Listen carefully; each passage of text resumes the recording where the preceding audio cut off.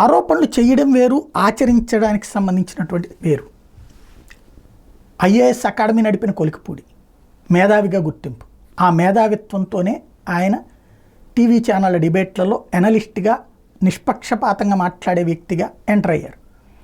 ఆ తర్వాత అమరావతి ఇష్యూ వచ్చినప్పుడు ఆ ప్రాంతంలోని భూములు ఉన్న తనకి అన్యాయంతో పాటుగా అమరావతి ప్రాంతంలో భూములు ఇచ్చినటువంటి రైతులందరూ అన్యాయం అవుతున్నారన్న కోపంతో అమరావతి ఉద్యమంలోకి అడుగుపెట్టి జగన్ ప్రభుత్వాన్ని తూర్పారబడుతూ టీవీ ఛానళ్ళ సాక్షిగా పెద్ద యుద్ధమే చేశారు.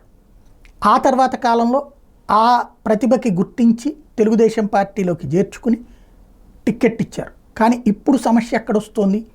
గ్రౌండ్ లెవెల్లో ఆయన్ని వెంటాడుతుంది.